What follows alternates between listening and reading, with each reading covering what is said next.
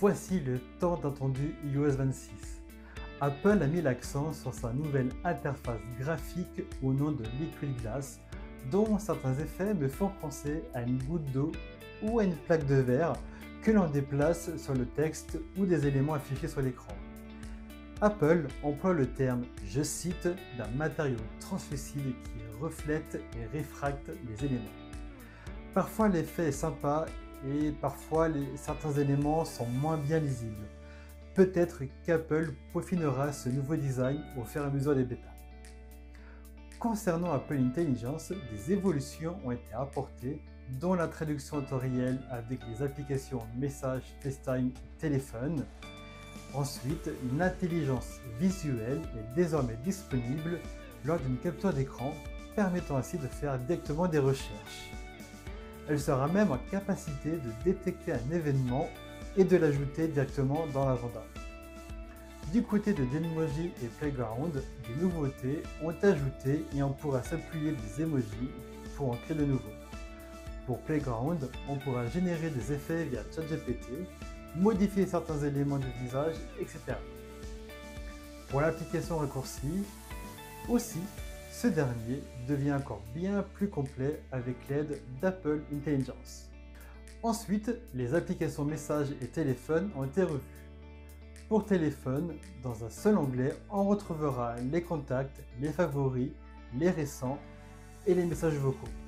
Une nouvelle fonction de filtrage d'Apple fait également son apparition en s'appuyant sur Messagerie en direct. Cette dernière sera en mesure de recueillir des informations pour les transmettre et décider si on décroche ou non l'appel. Dans Messages, on peut ajouter de beaux arrière-plans, activer la traduction en direct et filtrer les messages des expéditeurs inconnus. Aussi, toujours avec Apple Intelligence, Messages peut proposer de faire un sondage dans un groupe de discussion, mais on pourra en ajouter manuellement. Photos et appareils photo ont eu aussi leur mise à jour. Du côté de photos, Apple a dissocié la photothèque et les collections, c'est-à-dire les albums, souvenirs, etc.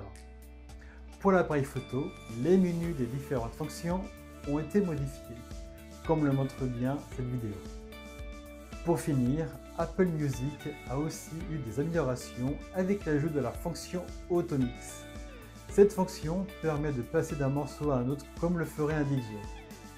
J'ai commencé à le tester et ce n'est pas encore tout à fait parfait et je trouve que cela fonctionne plutôt bien avec des morceaux électro. Traduction est également présente pour traduire les paroles et la fonction prononciation aide à bien prononcer les paroles quel que soit notre nom. Pratique pour bien danser, pratique pour bien chanter. Apple a également apporté quelques nouveautés pour CarPlay avec une amélioration de l'interface. Du côté de cartes, il sera possible de payer en plusieurs fois via Apple Pay ou utiliser les bons d'achat et bien d'autres petites nouveautés. De nouvelles applications font leur apparition, dont Aperçu, déjà parlé pour iPadOS 26, et l'application Jeux.